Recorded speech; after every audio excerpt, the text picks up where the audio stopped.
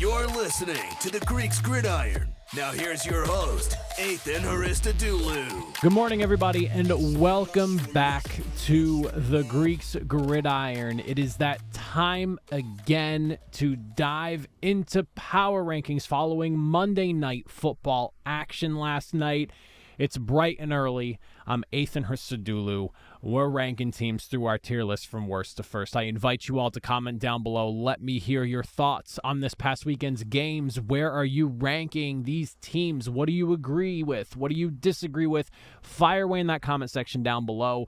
Week 6 was filled with plenty of exciting action. Unfortunately, Monday night turned into kind of a penalty fest. Not really the greatest thing to witness, but it is what it is. And for the people that are shouting about the officiating, you have to understand that one takeaway that I have from that game is that both of those teams were playing some pretty sloppy football. There were a couple of penalties that, depending on what side you stand on, are probably disagreeable, but there was a lot of sloppy gameplay going on as well. So unfortunate that that's how Week 6 wrapped up after a really fun weekend, but we've got plenty to discuss. We start from the bottom, we work our way up to the top. If you're looking on the screen or have been looking on the screen, everything you're seeing right now is Week 6 power rankings. We're going to go ahead now, flip the page, take a look at week number 7, starting with the bottom group, as we always do, the number 1 overall pick Contenders, and starting at the very bottom, a new number 32 team, and that's going to be the 1-4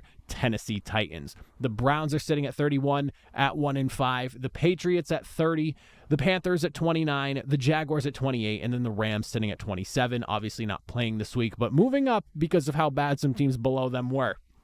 That being said, the Titans, at this point here, I'm sorry, but it is time to bench Will Levis. He had 1 interception in this game here, and it should have been 2, both to Julian Blackmon. He's lucky Blackmon wasn't able to scoop up the first pick that initially went to him there.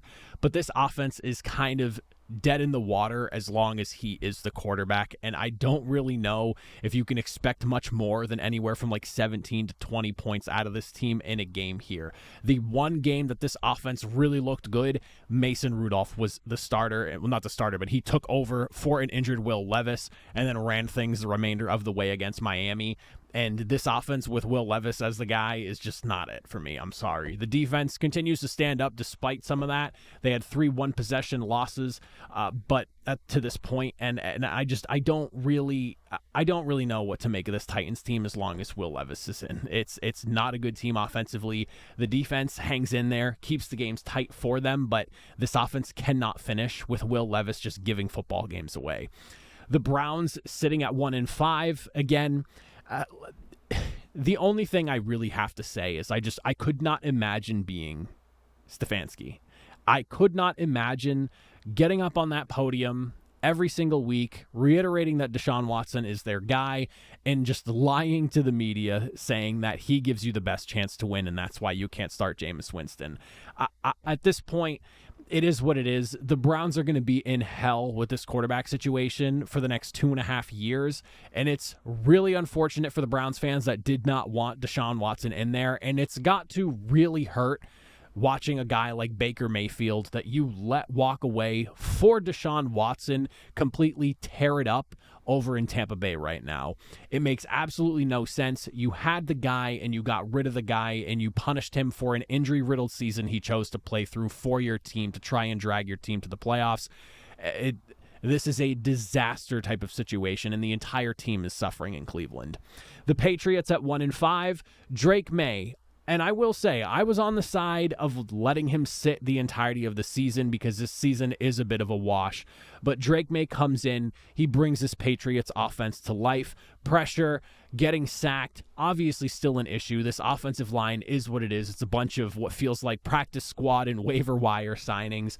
But you saw life. You saw life for the first time from this Patriots offense this season. Believable life that if your defense can tighten up and not give up 41 points to their opponent, you have yourself a chance to maybe steal a couple of games going through the rest of this season here.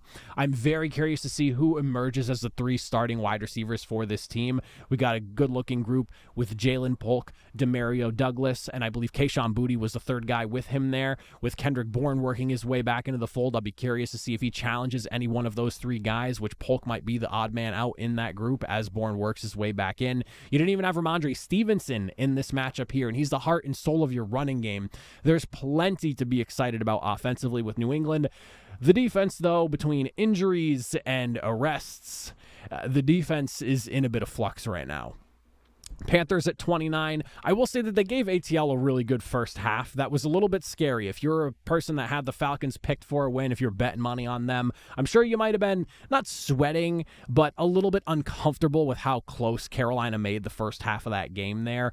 But ultimately, you in the second half, that first interception from Andy Dalton basically killed all hopes of making a potential comeback victory here. Then from that interception on, you literally get 7 offensive plays altogether, which wound up finishing off with a final interception to seal the game off. And at that point, the game was already kind of lost anyways, but it's unfortunate that this Panthers team is in the state they are. This is a team I really feel bad for. It starts from the top down. We've talked about it a lot, and I don't really think things are going to change at least during this season now. Maybe things get better as we go into the offseason, but it sucks to be 6 weeks going into 7 weeks now for the Carolina Panthers, and you're basically already just looking at the future.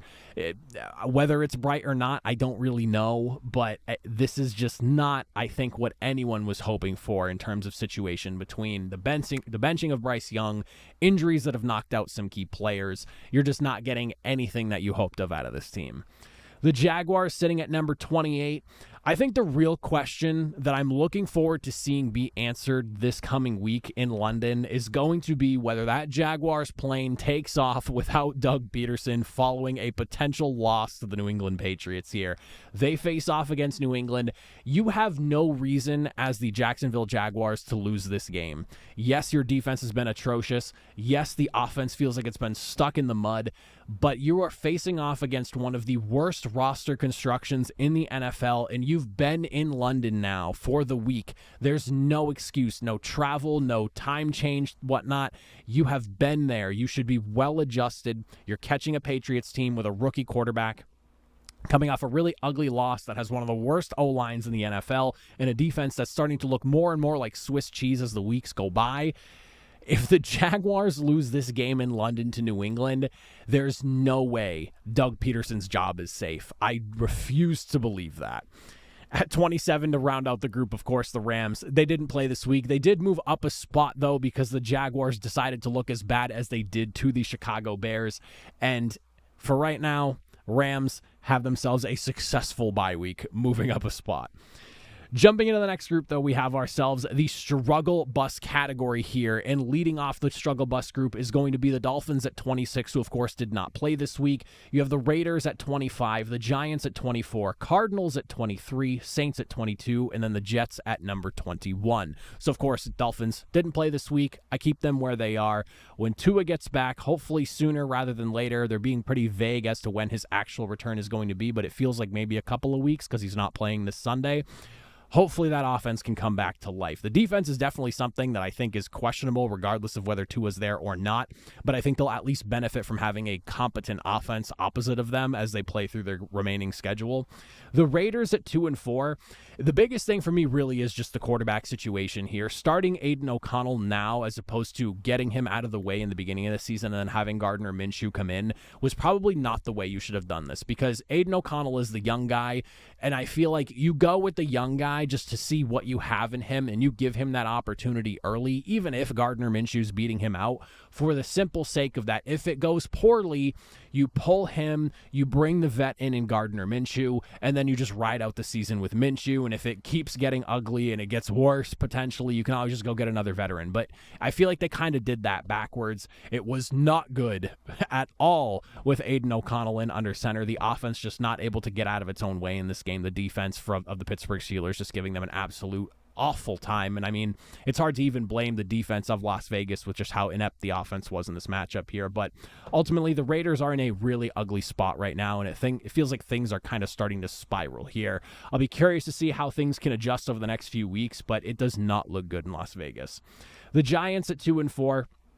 For them, Malik Neighbors just cannot get back soon enough. Hopefully he's back in the fold this week here because this defense continues to keep games close and looks really good here. I think they have one of the deeper pass rushing groups altogether up on the defensive line. Azeez Ojulari looked really good in this game here. And of course, Brian Burns, Dexter Lawrence all getting their own in this matchup as well. And you didn't even have Kayvon Thibodeau, but this is a really deep group of guys that can really wreak some havoc on opposing offenses here. And when you look at their defensive performance altogether there in New York, you basically have two massive mistakes that lead to 2 touchdowns for Cincinnati that put the game away.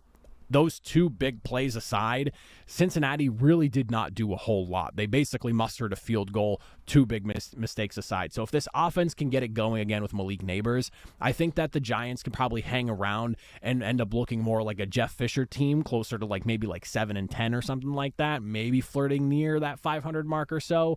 But right now, without Malik Neighbors, this offense is a no-go for me. You also didn't have Devin Singletary as well, so you're missing a lot of guys on that offense to help keep things going here.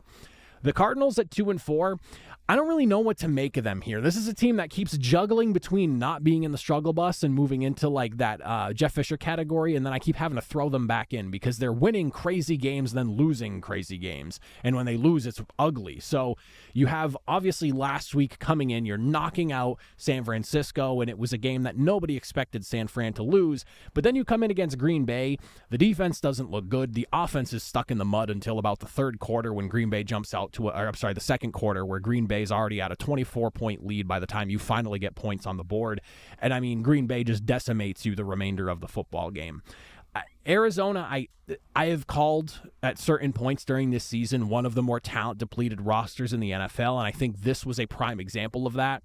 For whatever reason, some of their opponents have kind of played down to them, San Francisco being a prime example of that. But for what it's, and I would even throw the Rams in there, but the Rams are also dealing with their own issues, so, here we are. But I don't, at this point in time, I'm starting to think that the Cardinals are a team that they will catch a team sleepwalking. They're like the trap team, They're the team that you shouldn't lose to, that if you're looking ahead of, could potentially beat you because there is some firepower on offense that can give you issues. But if you come in ready to play them, you're either beating them or you're stomping them out the way Green Bay did. That's kind of where it feels like they are. They're like the ultimate trap team, I guess. Oh, there you go. I figured out what they are as I'm talking to you all. They're the trap team of the 2024 season. If you're not coming into this game ready and you're looking ahead, you're going to get caught slipping. And I think San Francisco was probably the victim of that last week.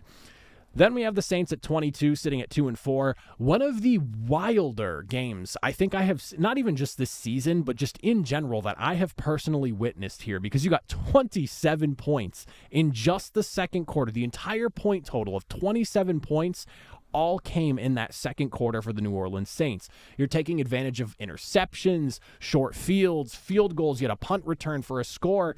I mean, it was like, overall, the game, outside of what was going on in that second quarter, basically, at least on the offensive side of things, amounted to what I expected it to be. A Spencer Rattler-led offense. He's in a little too much over his head in this game here. He has a couple of interceptions. It was not a great game altogether, and the offensive line's obviously battered as well. But I don't want to blame the defense for the way this game kind of got out of hand with the 51 points allowed. I mean, you had so many mistakes offensively, putting you into bad spots too. So wild game. The Saints right now, though, just unhealthy and not in a good spot at this current moment here, hence sitting in the struggle bus. I think if they can get healthy, they're probably battling back and flirting somewhere around that 500 mark. But for now, as the way things stands with no Derek Carr, not a big fan of this team at the moment. And then the Jets at 21, rounding out this struggle bus group here. Since week 1, this team has had no less than 7 penalties for no less than 70 penalty yards as a team. And they've crossed the 100-yard mark twice. And crazily enough, this past Monday Night Football game wasn't even the highest penalty total of their season. They had 13 penalties at the most in a game so far this season. So despite how ugly this game was for the Jets and how out of the way they just could not stop being of themselves, this is a team that should be better than 2-4, and it's really frustrating to see it the way it is. But and this just kind of goes back to the Jets being the Jets, and I really hate saying that to the Jets fans, but the reality is I do not like what Woody Johnson's doing. I don't think Joe Douglas is doing a good job over there either, with some of the not the personnel decision making, but just like no, I shouldn't even blame Joe Douglas. I can't believe Woody Johnson did what he did this past week. I think it really shot a hole in this team. Even if the game was close, I don't really know if firing Robert Saleh was the right move. And I understand the coaching record and everything like that, but I just felt like now was not really the time. And this team is in such a bad way, and they're so undisciplined right now. And I think part of that has to do with the coaching situation.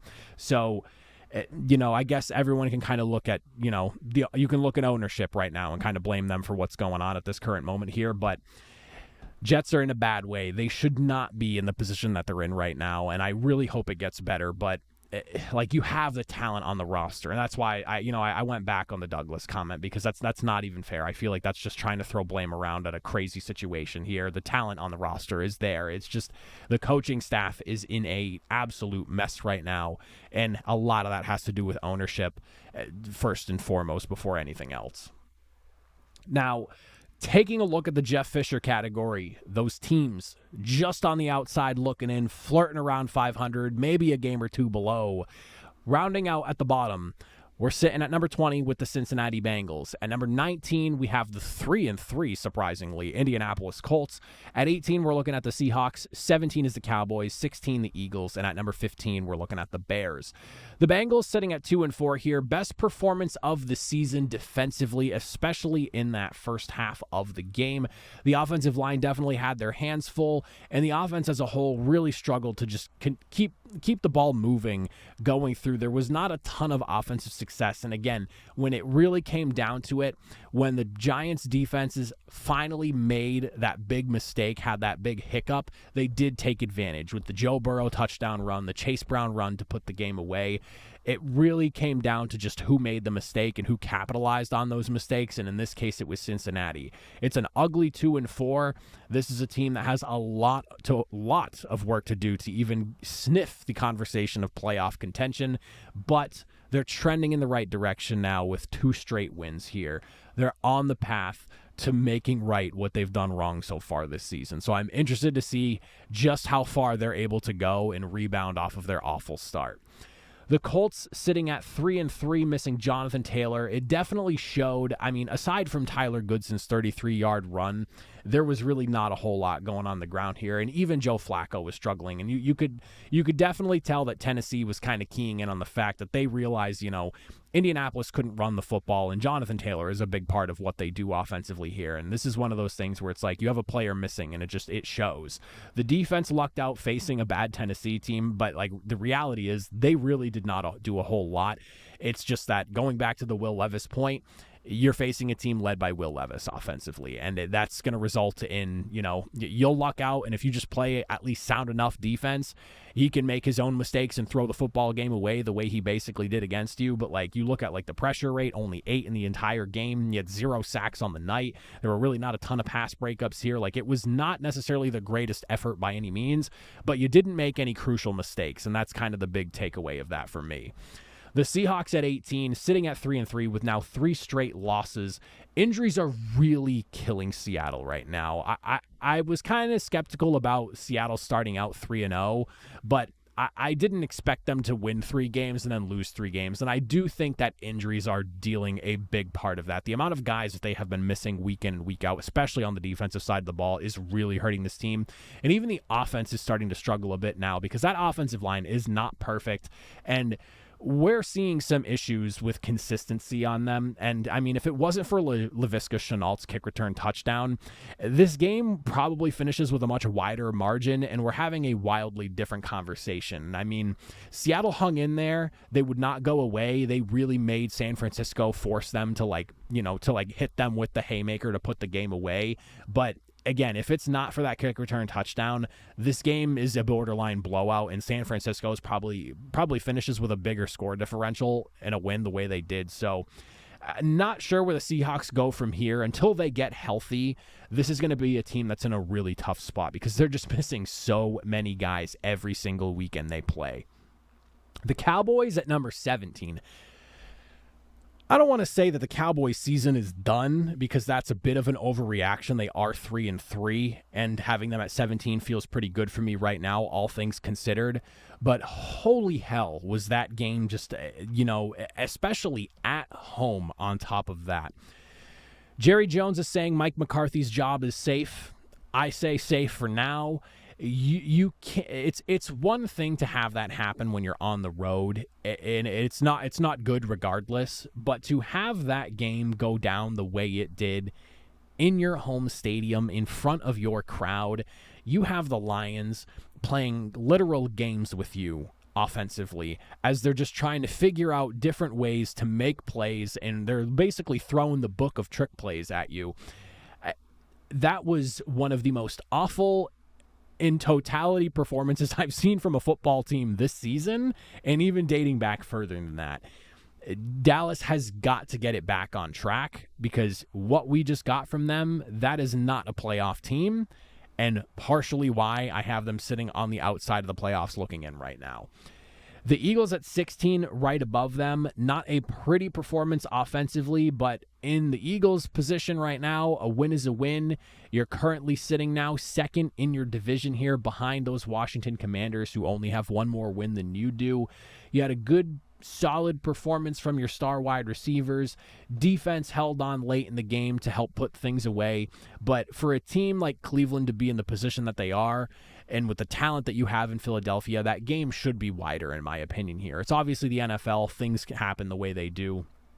But realistically speaking, that game should have been further apart. I'm glad the Eagles got the win. It is a win that I think they really needed. You had Nick Sirianni literally going at it with the Boo Birds in the crowd. It was crazy with what was going on the sideline over there. He even comes out and he came out and apologized after the fact, which is even wilder, all things considered here. But the Eagles get a hard-fought win, and one that they really needed. I am still very much on the fence as to what this Eagles team is, because this defense has had some really hot and really cold games to this point here, and while I don't want to take credit away for their performance against the Cleveland Browns, it is the Cleveland Browns offense and just how awful that group has been.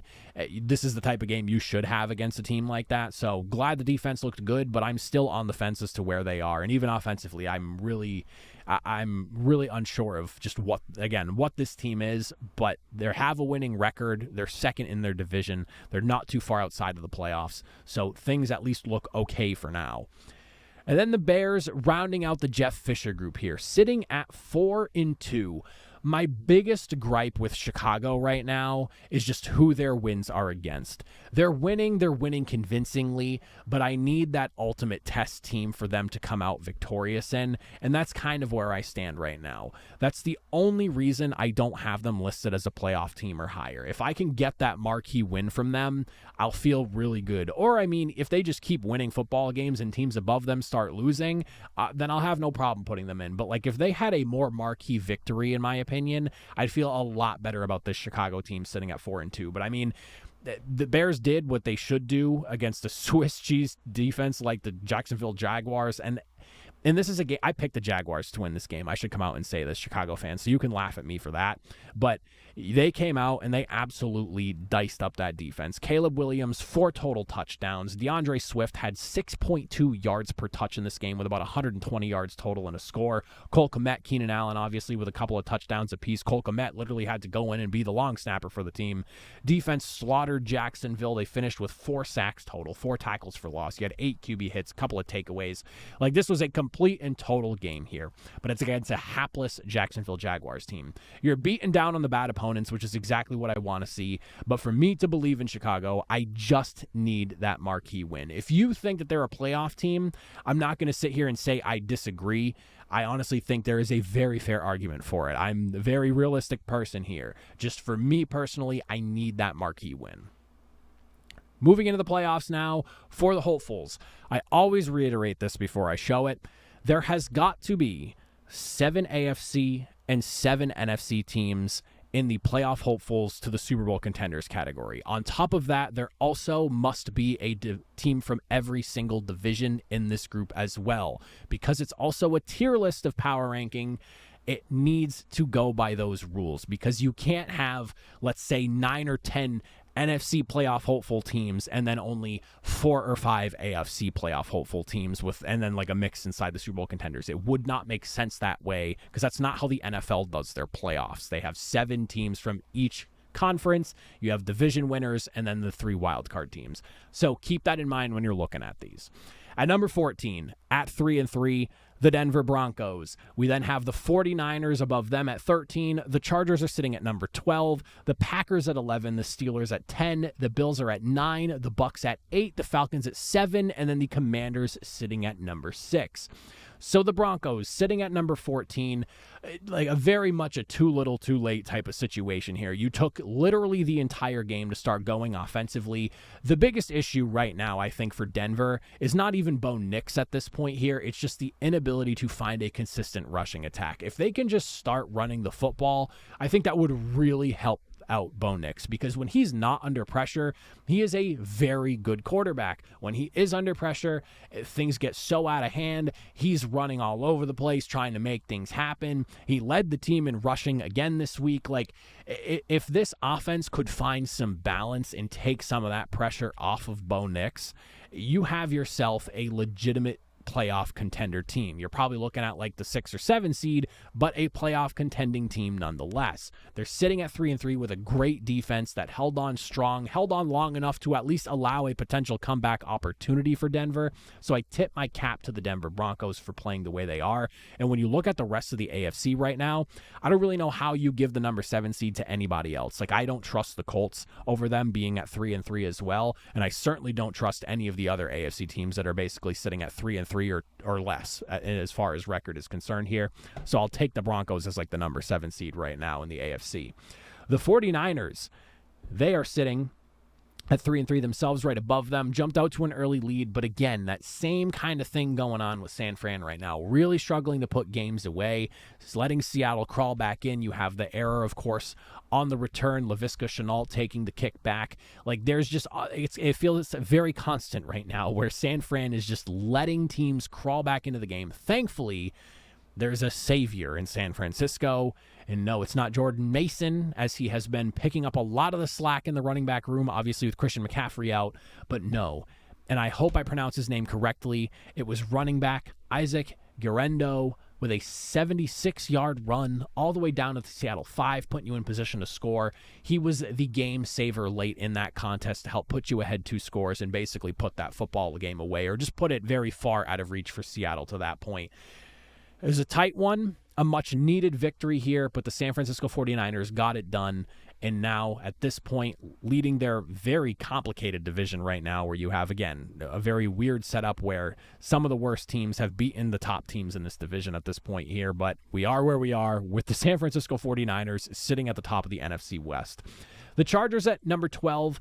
Defense and running the football. This will be the theme for this team, even with a healthy Justin Herbert, who took a really good job of taking care of the football and distributing it well. But it really is all about that rushing attack. And you saw that with the 38 rushes that they had in this game here. It was all about a ground and pound, just steady ball control, keeping the football away from the Denver Broncos. That defense looking tough as nails throughout the duration of the contest. Things obviously got slippery late in the game with Denver kind of creeping their way back in. And honestly, Denver even had an opportunity to scoop up that kickoff that they had for the that they went for on the onside late in the game. I mean, basically, if the Broncos, I guess, receiver, I forget who it was exactly that was going there, if he just kind of slid himself parallel to the sideline as he's going across and just gets himself in front of the ball and scoops it, he gets it, but he overshot the ball. So Denver was this close to really kind of storming in for a potential comeback here. But ultimately, excluding Bo Nix, you allow 49 yards on the ground. And then the offensive line, obviously getting guys like Joe Alt back was huge for this team here. That bye week,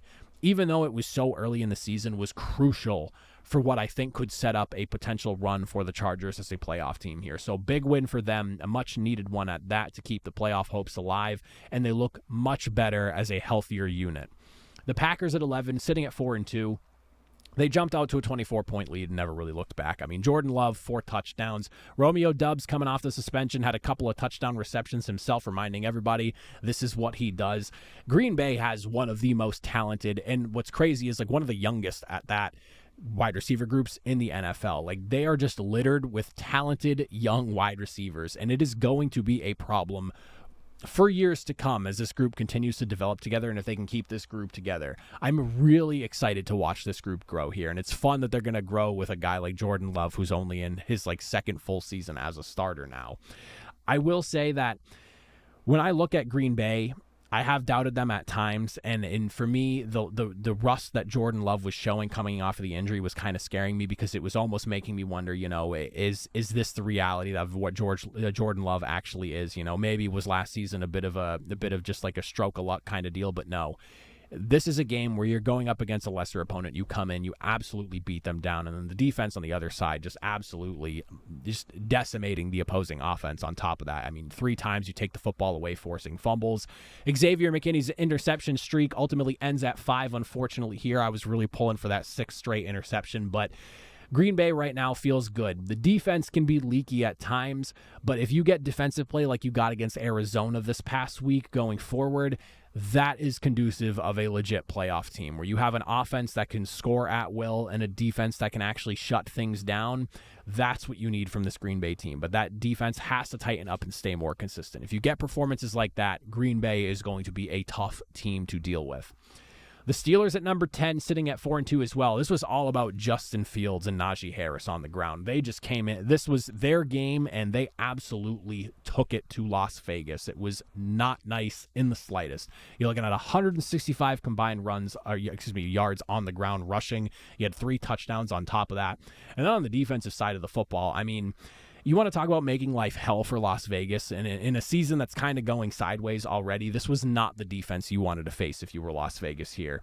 3 total takeaways, and I mean, a garbage time touchdown really makes the score, and the score doesn't make the game look close as it is, but that garbage time touchdown late in the fourth quarter there, or whenever it was exactly, I think it was the fourth quarter, that game was not close, in the slightest. It was all Pittsburgh all game long.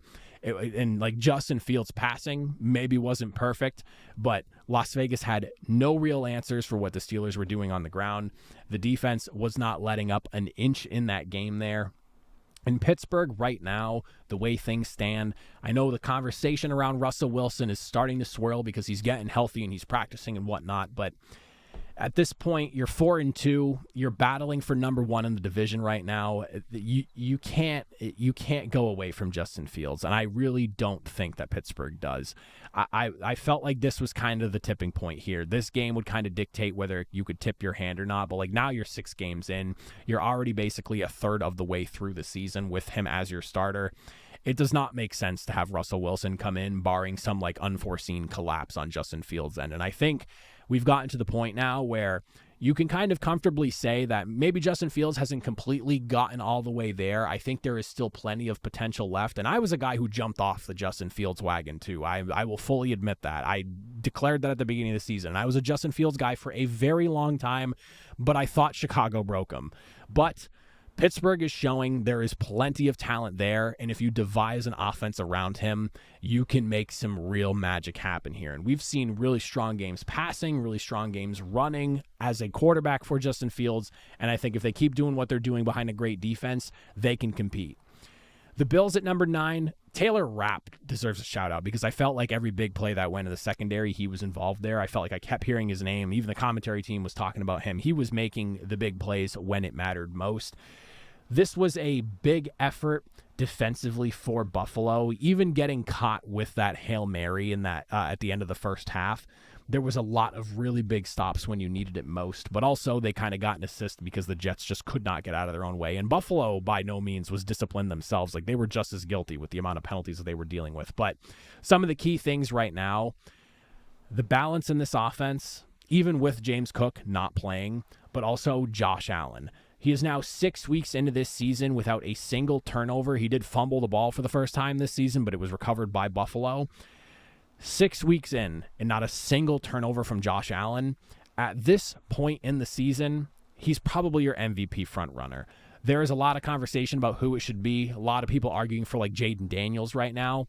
Josh Allen has his team at 4-2, and he has played at a consistently high level basically every single week except for one. Besides that 1 week, he's been nails. If you want to argue Jaden Daniels, I'm here for it. I would be all for a rookie quarterback winning the MVP award. I think that's one of those things that's like, when was the last time that happened? I think, was it Jim Brown who did it? I forget who it was that did it. I'm pretty sure it's a running back, if I'm not mistaken. But it's one of those things you have not seen in literally like 70-something years, I believe, or 60-something years. If we got a rookie to win the MVP award, that would be absolutely bananas. But I feel like if you look at what Josh Allen's body of work has looked like, barring one bad game against the Ravens, this guy's been nails for a large majority of the season to this point here. So I like Josh Allen for MVP frontrunner. I think Jaden Daniels is in that mix. Lamar Jackson's probably even in that mix. Hell, Derrick Henry maybe even deserves a little bit of conversation with what he's doing in Baltimore. But right now, I think that Josh Allen has a pretty good case. All things considered, he has not been the cause of any sort of issues in why they have lost games. He has taken great care of the football, and he's just been a machine scoring touchdowns for Buffalo. And then, of course, Josh Allen aside, like I said, balance in this offense, the running backs. No James Cook, Ray Davis, Ty Johnson stepping up big time. Ray Davis totaled like 150 yards total between rushing and receiving. He and Ty Johnson were as a pair, just menaces, if that's the way you say that. Menace-I? I don't know. What is the plural form of menace? But they were just absolute menace-I in the backfield for Buffalo this game here. Great work on their part, getting the job done in an ugly game because, again, they were by no means not a guilty party in that penalty fest we saw. The Buccaneers sitting at number 8 at 4-2. Honestly, this game could have been even crazier. You look at the stat line and you go, okay, so maybe this makes sense. There's 20. This is if you didn't watch the game. You're looking at the stat line. You see Baker Mayfield. You go 4 touchdowns, 3 interceptions. That makes sense why the Saints would have that 27 points. Baker Mayfield maybe making some bad throws. Well, 2 of those interceptions were just like crazy tipped passes that went for picks. If those aren't picked, the way Buffalo's offense was hauling in this game here, there's a really good shot that Baker Mayfield's dropping 6 touchdowns on the Saints defense, and that would have been quite the conversation. This is another guy who Baker at this point in the season could definitely be a conversation guy for the MVP award as well. I think it's wide open. And while I look at Josh Allen and just his ability to protect the football this year being a reason why he might have a case over some others, like there's plenty of candidates right now around the league. Baker Mayfield, another one of those guys, which is with the amount of touchdowns he has thrown and what he's doing over there in Tampa Bay as a whole, with his ability to run too, like he has been money for them. Offense was strong. Defense, for the most part, was nails, all things considered, even with all the crazy turnovers and things happening. Like they did a good job of not letting that really get out of hand, especially in that second half. And then you look at the running backs, led by Sean Tucker, rocking the number 44, 277 yards rushing as a team. Nearly 3 football fields. You're looking at 2 3/4 of football fields worth of rushing coming out of that Tampa Bay team there. That is absolutely insane. The Falcons sitting at 4-2. Good job closing things out in the second half. And I kind of mentioned this with the Panthers earlier. They scared me a little bit. That first half, I was a little bit uneasy. That was almost like 2 weeks where I would have gotten caught up ragging on the Panthers and then ultimately picking against them and then losing. The Falcons scared me a little bit, but the second half was where things mattered most, putting the game away. But that first half definitely had me a little bit worried here. Bijan Robinson and Tyler Algier were the guys that helped carry this victory here. You look at their stat line just as a duo, 200 yards, 3 touchdowns rushing. They were averaging 6.1 yards per attempt off the back of their running backs. What's great with Atlanta that we just saw from this game here, and maybe you can point to just the Carolina Panthers defense not being good, is that they have proven now that they can win in a multitude of ways. It does not have to be a 500-yard performance from Kirk Cousins. They can also lean on their backfield now too. This is good for them going forward because I think it's one of those like prove it to yourself type of games, even if it is against a team that's not really doing well at all in any facet of football. But I will say that right now coming away with a win like this is huge for Atlanta. At 6 to round out the group, the Washington Commanders sitting at 4-2, going down swinging 30-23 against the Baltimore Ravens here. I think you come out of that game And Washington, still very much a team that deserves to have conversation as far as a legit playoff contender is concerned. But that defense does scare me. 30 points allowed, nearly 500 yards total of offense allowed for the Baltimore Ravens. They've got to tighten up defensively. The offense, in my opinion, has proved its worth. It's proved what it is. Jaden Daniels at this point here, if you want to keep saying they're running a college offense and it's something that's going to get figured out, so be it. I'll wait for when that finally happens. But right now, I like what Washington's doing offensively. Jaden Daniels has done a good job taking care of the football himself. He's finding ways to score, whether it's through the air, whether it's with his legs.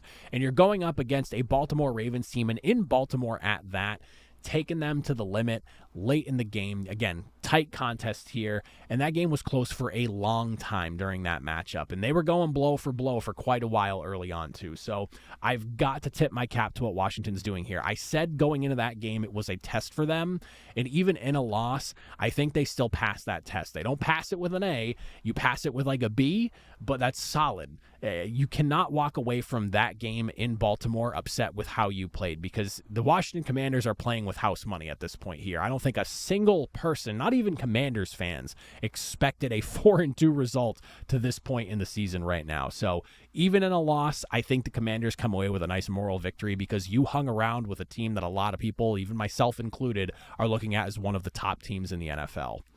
And then to round out the entire group of power rankings, we really only have 3 teams to talk about here, because at number 5, we have the Baltimore Ravens. At number 4, the Houston Texans. At 3, it's the Lions. At 2, the Vikings. And at number 1, the Chiefs.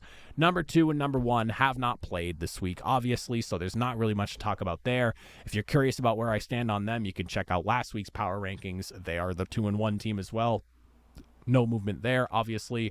But for the Ravens, at 4-2, and honestly, if you have not noticed and you looked at the rankings at the beginning here just to compare from last week to this week, there's literally no movement in my power rankings from number 9 all the way up to number 1. That's how good I feel about the way these teams are organized at this current moment here. The Ravens at 4-2, winners of 4 straight right now. Derrick Henry and Lamar Jackson have reached that point where they are that deadly duo that they signed Derrick Henry on for them to be. This is the point now where Lamar Jackson's able to throw the football, but he and Derrick Henry also provide such a concern for defenses as to who's going to take the football on those read option plays that it's like, how do you defend this offense here? And we're seeing defenses really start to struggle with that these last 3 weeks, especially now.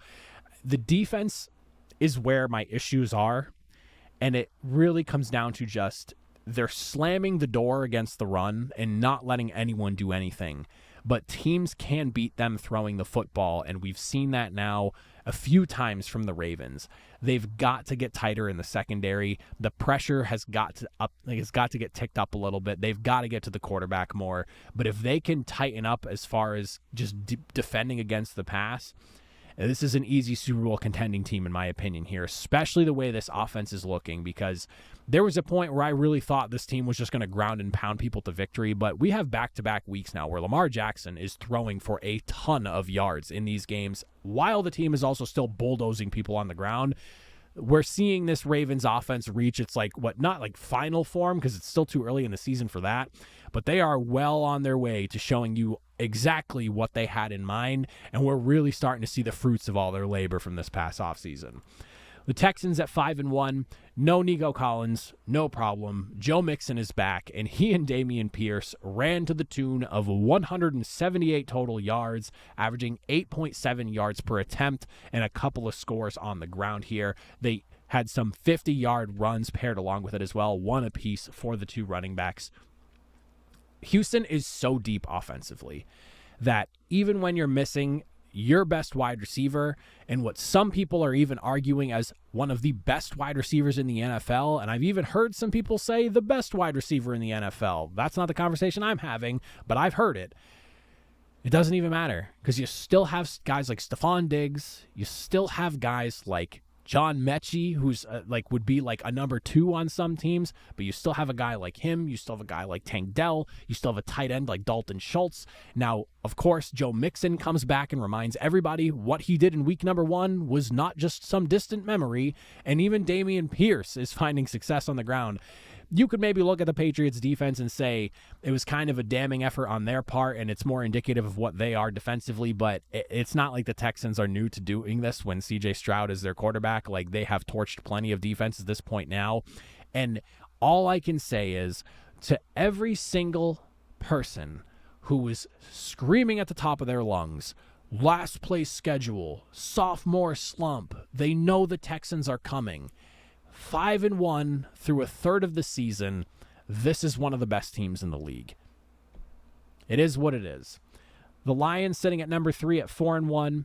The only thing, obviously, that you can take away negatively from that game against the Dallas Cowboys is, of course, going to be the injury to Aiden Hutchinson.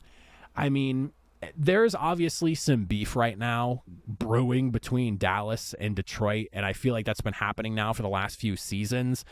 After this game, the beef is very real because that was trying to rub salt in the wounds and maybe even cut a little bit deeper on the wounds and then throw some more salt on it just for the fun of it. Like, that was crazy. You're running hook and ladders to your offensive linemen. Like, what is and you're up by 40. What are we doing here? I'm all for that kind of wacky out of pocket trick play stuff. But my God. And then ultimately the pass rush, unfortunately, because that is kind of like the Achilles heel of Detroit right now. Your pass rush in Aiden Hutchinson, broken tibia and fibula, completely snaps, and now you don't have him on the defense for the remainder of this season, and hopefully it doesn't even leak into next season, but that is ultimately something you have to think about as well. This was pure domination from start to finish. It really sucks that you dumped 47 points on a Dallas team that you're kind of brewing a little bit of a rivalry with right now, and it has to be clouded over when you lose a guy that was probably going to be in that conversation for defensive player of the year. And honestly, if there was a guy flirting with like a MVP, like a defensive award, Aiden Hutchinson, the way he was playing, definitely could have been in that conversation. But ultimately, it is what it is. You can't change a thing. Hats off to the Lions, though, because that was craziness. That was not that I expected.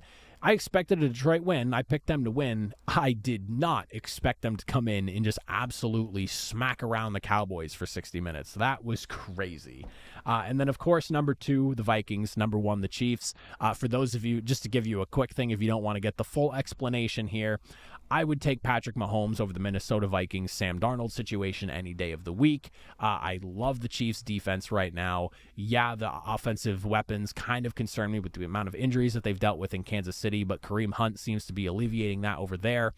It really comes down to, I'd probably take the defense in Minnesota, but I do respect the hell out of Kansas City's defense, and I just have a really hard time betting against Andy Reid and Patrick Mahomes right now. So I will take the defending back-to-back champions as the number 1 team right now, and that's why they're at 1 and Minnesota's sitting at number 2. Both teams are 5-0. Both teams are fantastic. Both teams are the best in their conferences to this point here, record-wise, but I'm very, very much looking forward to seeing these two teams back in action next week. I think we'll get some interesting results out of both of them.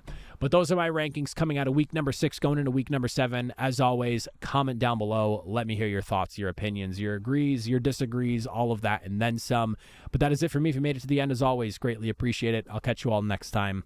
Have a good one.